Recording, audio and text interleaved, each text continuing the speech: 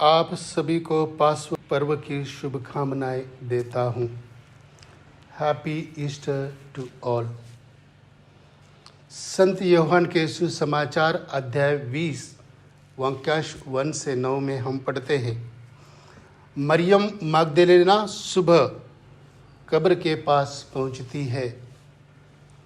उसने देखा कि कब्र से पत्थर हटा दिया गया है। वो दौड़कर सीमोन पेत्रस और दूसरे शिष्य के पास आकर उनसे कहती है, और ये सब दौड़कर कब्र के पास पहुंचते हैं। वो खाली कब्र देखकर उनके मन में कई प्रकार के सवाल खड़े होते हैं। क्या प्रभु यीशु ख्रीस्त के शरीर को उठा ले गए हैं? क्या प्रभु ने जिस तरह कहा था कि मैं तीसरे दिन मृत्यु में से जी उठूंगा? ये सवाल उनके मन में गूंजने लगते हैं। ख्रीस्त में मेरे प्यारे भाई और बहनों, आज पूरे संसार में ख्रिस्तीय अनुयायी यीशु ख्रीस्त के पुनरुत्थान का पर्व बड़े हर्ष उल्लास के साथ मना रहा है। इसी दिन हमारे प्रभु यीशु ख्रीस्त ने मृत्यु पर विजय पाई है। मनुष्य के भांति मरकर यीशु ने यह साबित कर दिया है कि वे साधारण मनुष्य थे तथा पुनर्जीवित होकर उन्होंने यह भी साबित कर दिया कि वे सच्चे ईश्वर के पुत्र थे।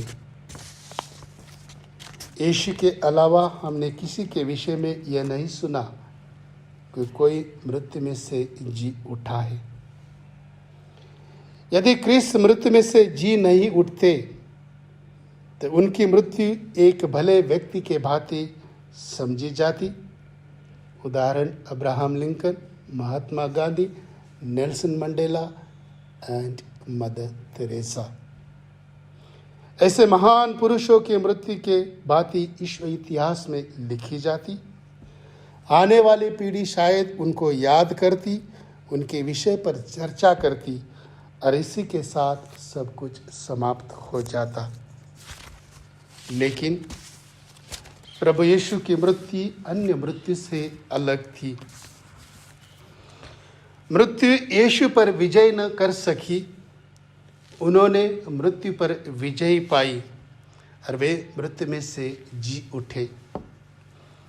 क्रिस्तीय विश्वास का आधार यही है कि उनका संपूर्ण विश्वास इसी पर केंद्रित है। इसलिए संत पौलुस कुरिन्थियों के 15वें अध्याय वाक्यांश 14 में कहते हैं, यदि मसीह नहीं जी उठे तो हमारा धर्म प्रचार व्यर्थ है और आप लोगों का विश्वास भी व्यर्थ है। इसी संबंधित बिल ग्राहम कहते हैं, यदि यीशु ख्रीस्त का शरीर कब्र में सड़ गया होता तो सुसमाचार नहीं होता और नया विधान एक कथा बन जाता, और आप लोगों का जो क्रिस्तीय विश्वास में मर गए हैं और जो जी रहे हैं उन्हें भ्रम का शिकार बनना पड़ता। यीशु की मृत्यु अंत नहीं है बल्कि एक नई जीवन की शुरुआत है। काज़न जाकिर अपने पुस्तक द टेम्पटेशन ऑफ क्राइस्ट में लिखते हैं, प्रभु यीशु ख्रीस्त ने अपनी अंतिम सांस ली, सब कुछ का अंत हुआ और सब कुछ का प्रारंभ हुआ। यीशु का क्रूस मरण ही सब कुछ की शुरुआत करता है या नई जीवन की शुरुआत करता है। जिस तरह बीज जमीन पर गिरकर मरकर अंकुरित हुआ है और नए जीवन को परिवर्तित करता है, उसी तरह प्रभु यीशु ख्रीस्त का पुनरुत्थान हमारे लिए एक नया जीवन है। W.B. ईट्स कहते हैं, सब कुछ बदल गया है, पूर्ण रूप से बदल गया है, एक नया सौंदर्य का उदय हुआ है। यही पुनरुत्थान है और यही हमारे लिए पास्का है। यही सब का आरंभ है और एक नई जीवन की शुरुआत है। यदि यीशु क्रिस्त का जीवन क्रूस मरण के साथ समाप्त हो जाता तो किसी भी ख्रिस्ती अनुयायी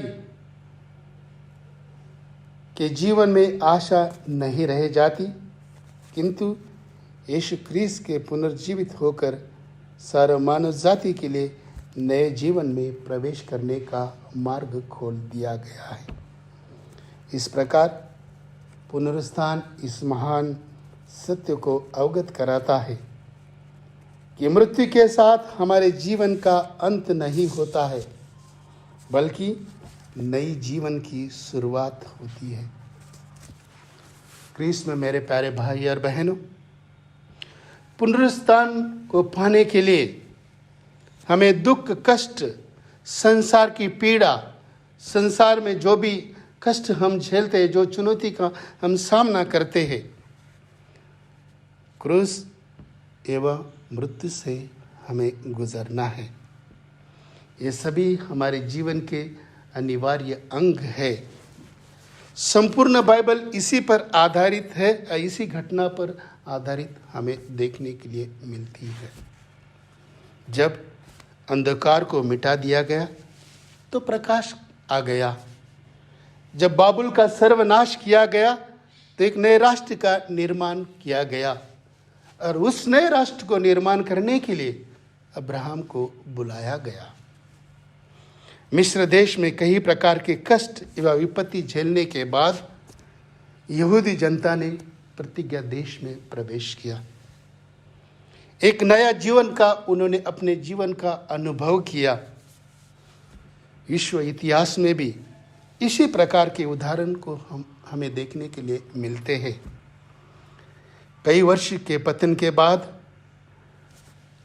पुनर्जागरण होता है, नए जीवन की शुरुआत होती है।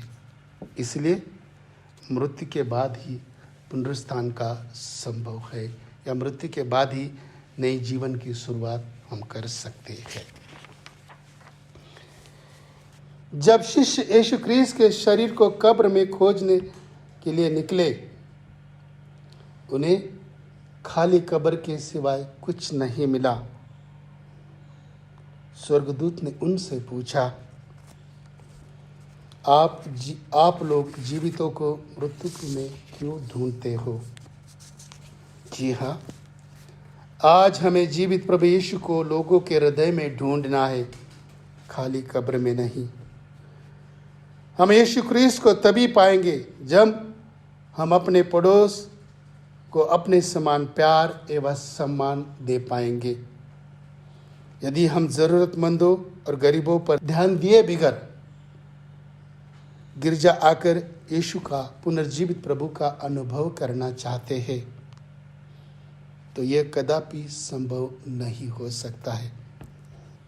हमें उन ज़रूरतमंदों भाई बहनों की मदद करनी है ताकि हम उस पुनर्जीवित प्रभु का हमारे जीवन में अनुभव कर सकते हैं। और यही शिष्यों ने खाली कब्र देखकर अपने जीवन में जो अनुभव किया है, उन्हें जो पुनर्जीवित प्रभु के दर्शन हुए हैं, उन्होंने उस पुनर्जीवित प्रभु के दर्शन को लोगों के बीच में बांटा है। उन्होंने सुसमाचार का प्रचार किया है और उस प्रभु के लिए वो मर मिटने के लिए तैयार हो चुके हैं। और जब उन्होंने उस प्रभु का अनुभव किया कि प्रभु यीशु क्रिस्त मृत्यु में से जी उठे हैं, जिस प्रभु यीशु ने उन्हें कहा था, मरने के पहले मुझे दुख झेलना है, कष्ट झेलना है, पीड़ा झेलनी है, लेकिन मैं मृत्यु में से तीसरे दिन जी उठूंगा।